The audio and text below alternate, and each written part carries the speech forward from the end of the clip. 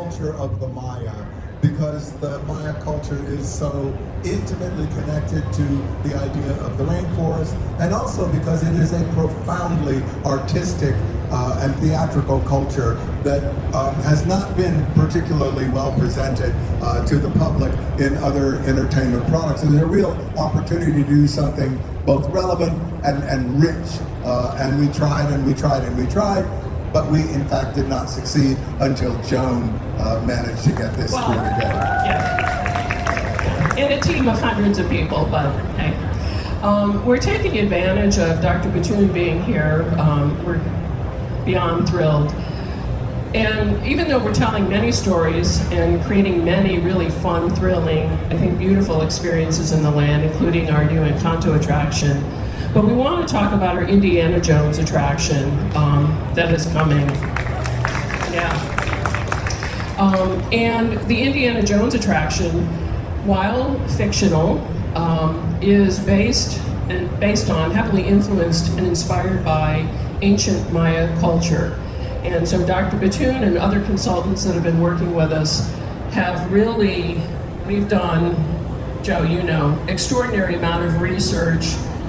Dr. Batoon, like our leading character, is an archaeologist and professor in the area, and we've relied heavily on his insight and extensive field work and teaching to teach our team.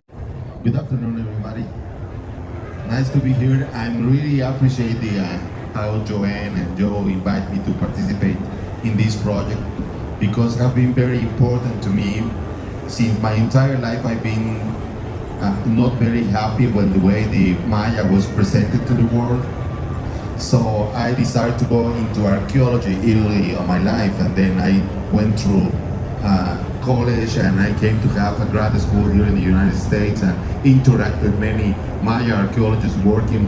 But at the end, I figured out that I was the kind of having archaeology and trying to portray the Maya as they really are.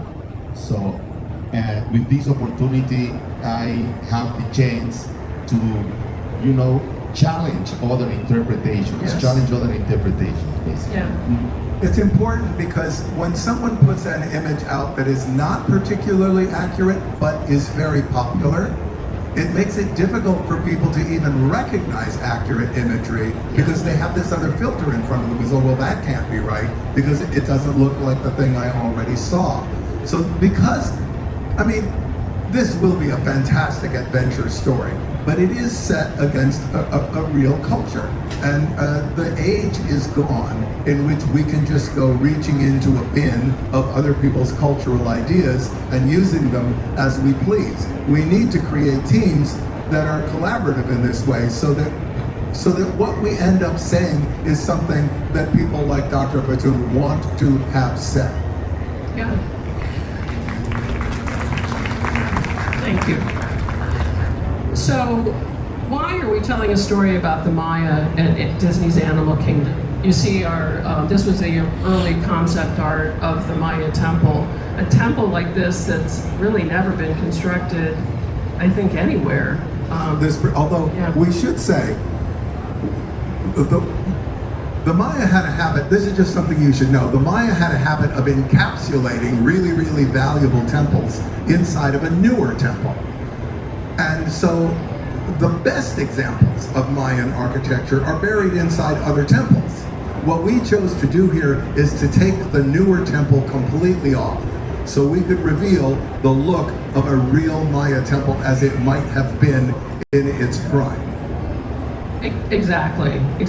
And I think for me, one of the main reasons that we're telling a story about the Maya and Animal Kingdom is because everything in the world of the Maya is alive. Their words, their architecture, their art, all aspects of Maya life. But Dr. Batoon, how do you know, what are we learning through the study of, especially as an archaeologist, through the study of ancient Maya culture that teaches us something about modern Maya culture, life today? Well, early in my career, I started reading books speaking about the Maya collapse, as speaking as the Maya wouldn't exist anymore. But I was living in a community where everybody speaks Maya.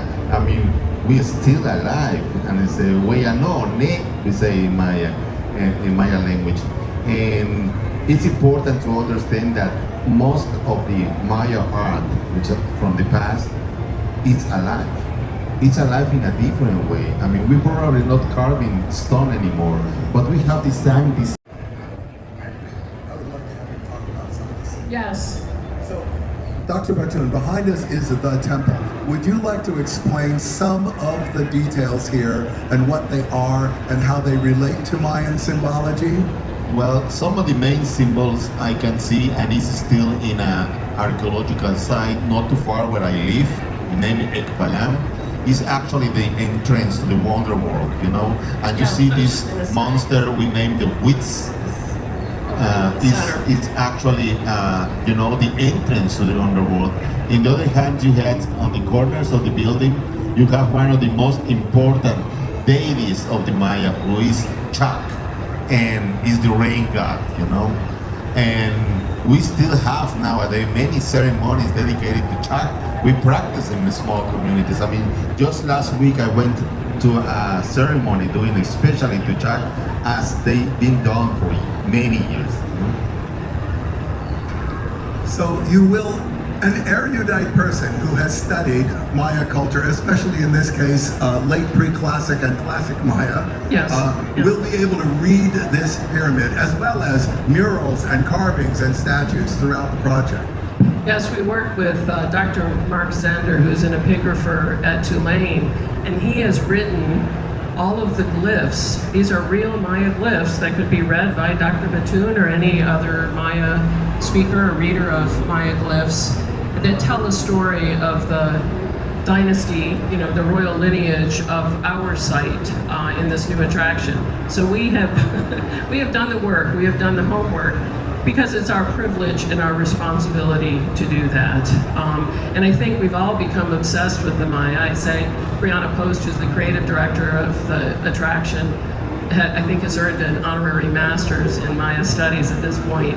And I'm fascinated, too, Dr. Batoon, that the parallels between how Disney tells stories and how the Maya tell stories, the spectacle of the Maya, the spectacle of Disney, the monumental architecture, the myth making, the legacy of myths, told in the temple, told in the architecture. And I think that is fascinating to see. The Maya have the profound relationship with the natural world, with the rainforest around them. And that's another reason that it belongs in Animal Kingdom, that you see this representation of plants and animals in religious life, in symbolism, in storytelling, in art, in architecture. It's really extraordinary. Dr. Batoon, would you like to talk a little bit about some of the work that you're doing now? We'd love to hear about it, especially about your study of bees. Thank you. Well, I'm very happy that this project been on Animal Kingdom, because, with the Maya still, we see, all animals and plants that you see, and on the structure we have on the before, you can see all this foliage and these all different plants on it. And one of the main reasons is because in Maya cosmology, everything has soul, plants, animals. We are not just humans, the only one who has soul, but everything. And we are not the supreme creature over it. We just one creature, and we have to treat everything as that. And recently I've been working with bees, with the ancient native bees, because how the Mayas, one of the main questions we have at this point is why the Mayas stop sustaining themselves as before. In the past, we were able to sustain or to feed big cities as big as 100,000 people living there. And how they do that? They do that actually cultivating multi-cropping, but the most important is the use and control of the pollinators, as important as the native bees. We have in the area about 17 different species, different sizes, and they actually adapted to pollinate exactly the different kind of crops we have there. You know, when Europeans came in the past and they stopped that system but asking monocropping, yes, that was really bad because most of those plants that were cultivated and well pollinated, they stopped doing that. So nowadays we have been recovering all that knowledge and we go into communities. We're actually supporting communities to start, you know, taking care of the native bees again. Also use the multi-cropping. And when we say multi-cropping, we have to speak about corn, which is very important in Maya culture. But corn is just not one corn. I mean, there are, at least in the Yucatan, there are 16 different varieties of corn. We already stopped cultivating. So, I mean, working on that for me is actually recovering most of the ancient knowledge, and really, again, I appreciate this opportunity to show it to the world.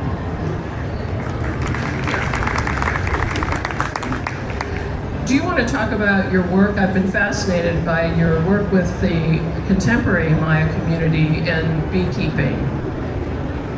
Well, that work started really amazing. I was invited to a little project when we start working with women in small communities, because one of the points is that most of beekeeping in that time period was done by women.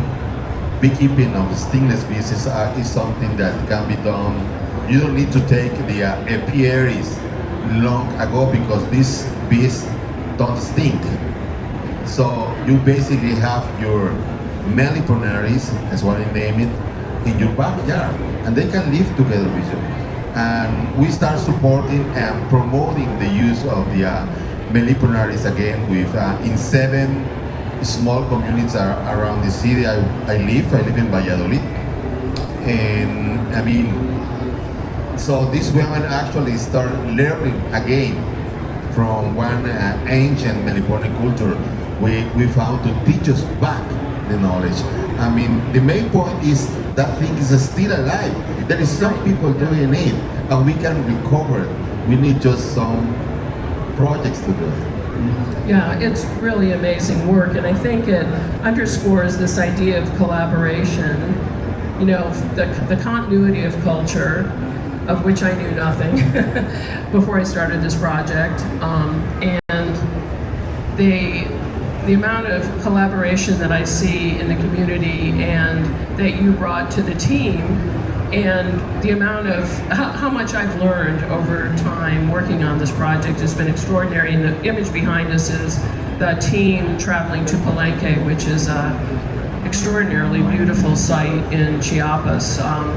Dr. Batoon, Dr. Bay, and Dr. Zender insisted that we, you know, to get the setting right and the time period right. I mean, we were really specific, so that the glyphs could be written correctly in the right style. It's really, I think we want everyone to experience the attraction however they want to, but I think even an academic coming into this experience, this new attraction experience, is going to be that the glyphs really say something, that the temple is really meaningful, and hopefully quite beautiful too.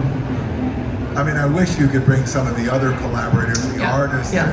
There's so many people from different communities involved in this now. When you look at what the product will be, you really are looking at the work of Maya artists from Guatemala, from Honduras, from Mexico. Yeah. It's pretty incredible.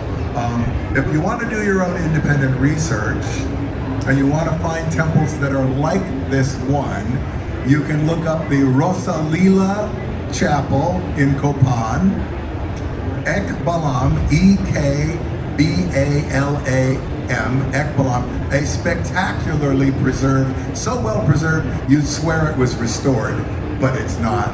Another temple. Those are probably the two that are the easiest to go, oh, I see it, I see it, I see it. And from there, you can do your own study and find all kinds of fascinating things about this culture, because it'll be there for you to find.